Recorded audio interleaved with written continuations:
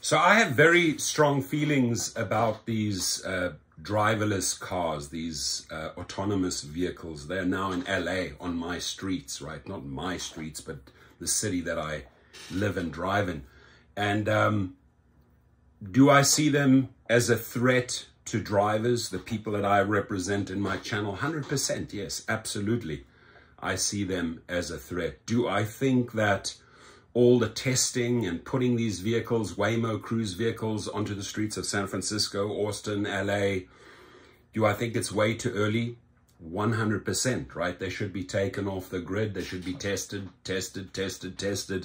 before they can experiment on our roads. Now, it's well documented that many things have gone wrong. People are very anti them. Some people love them.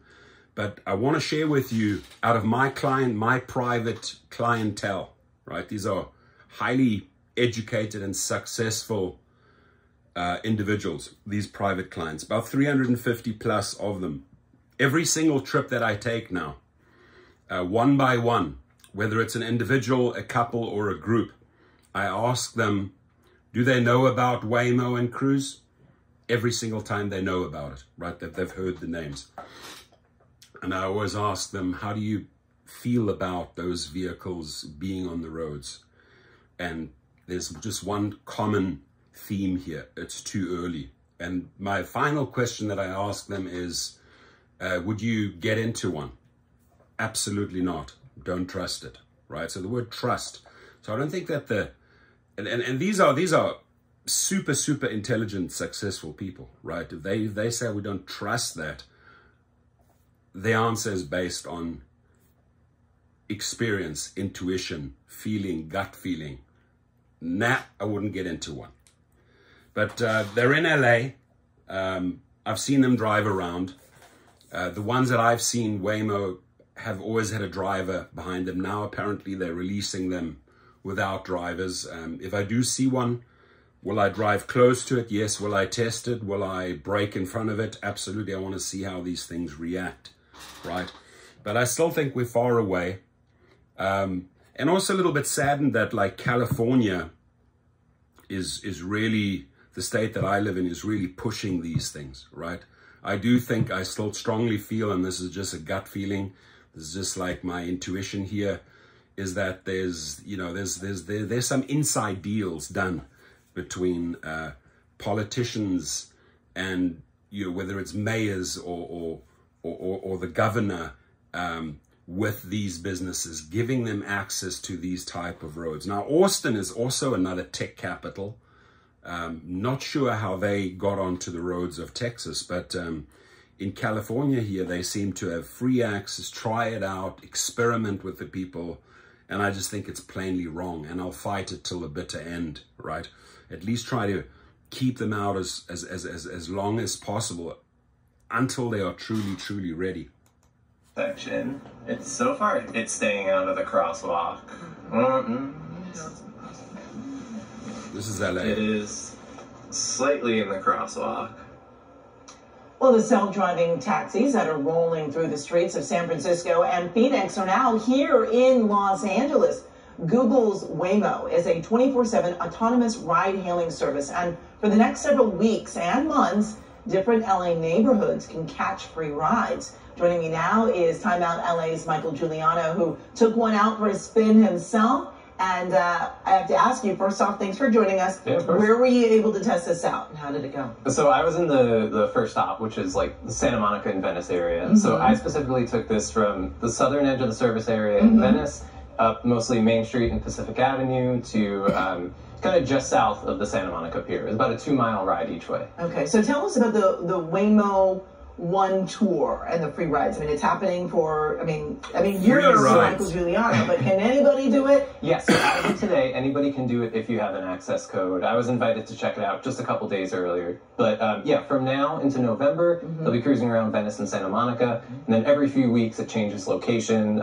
Through early 2024, it's going to work its way east. The rides are free, but you do need an access code. There's 2 ways to get them. You can sign up online on the wait list, or you can go to these in-person pop-ups. There's one actually happening right now in Santa Monica. I think until 3 p.m. And then the next one is First Fridays on Abbot Kinney, November 3rd, I want to say. And that'll be by the Brig. Okay, so I have to ask you, I mean, we've seen the video of it. Yeah.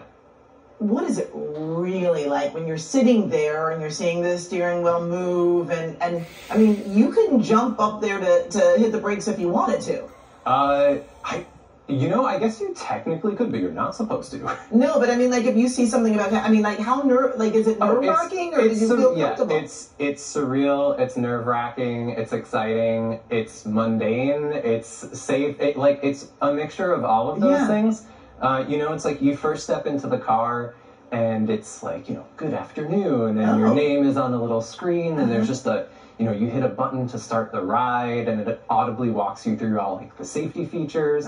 But then at the same time, like, there's the steering wheel moving on its own. There's a barf bag in the back of the seat. Really? Yeah, well, because it's an electric car, and you're in the back seat, and so, if you've never been in an EV before, like, the pickup is a little different from, gas combustion engine. Like, it kind of just goes. That said, these cars are always maintaining the speed limit. They're always driving, like, very safely and courteously, more so than LA drivers, honestly. It always signals. The stops are pretty gradual.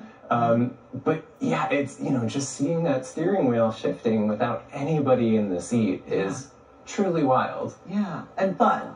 Seems like it was fun? Yeah, okay, so I started out, like, it was a little bit nerve-wracking at first. But I feel like the more I was in the car, and certainly by my second ride, that's where the boring part kind of comes in, where it's like, it's just like being in a car. You kind of get oddly used to it. And I could see, in a place like San Francisco, where this has been operating for ages now, I could see if you do this a lot, it feeling pretty ordinary after a while. Well, all right. Well, hopefully more of us will get a chance to give it a try. Thanks so much. No, thank you, more of us. I ain't giving it a try. I don't know. Maybe I'm a wimp when it comes to that. I will, I trust someone behind the wheel, because there are moments where you just have to react. And what just came to my mind is about 5 days ago, at 4 o'clock in the morning, I'm traveling down the 101, about to get onto the 405. I come around the corner.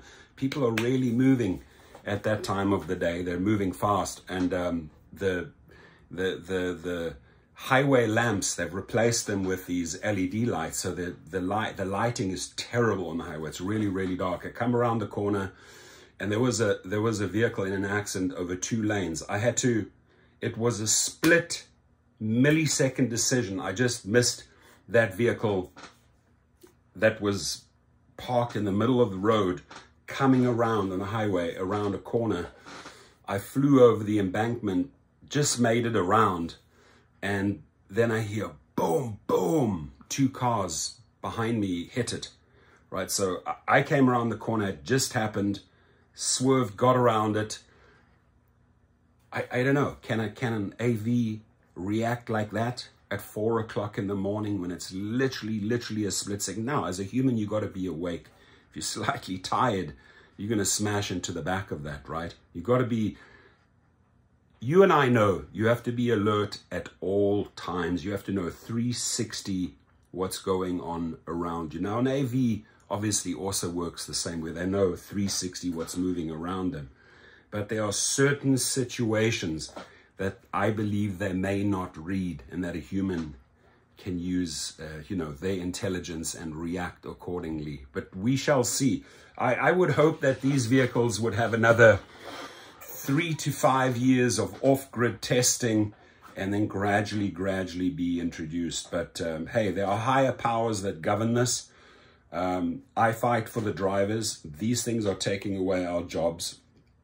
Uber, Lyft are accelerating the entire situation so that they can replace you with these type of cars. And what's crazy, and I don't know if anybody's sticking with me in here at the 9:30 mark, but we made a video a week ago about the Uber light beacon, which had a specific technology built into it. Now, there's a chip in that, and we had an electrician take it apart. There's a chip in that light beacon that communicates with the intelligence of some of the EV vehicles, and can give autonomous vehicle data. So I think we are just test drivers for them with that beacon, supplying them that data, right? There's thousands of these light beacons driving around, and that's AV data that they're getting free from us, right? So interesting. I could make a follow-up video if you wanted to,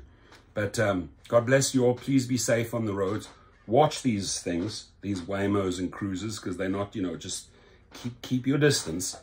Some people like putting cones on them and confusing them. It's quite funny. And all the very best to us drivers. Have a good one.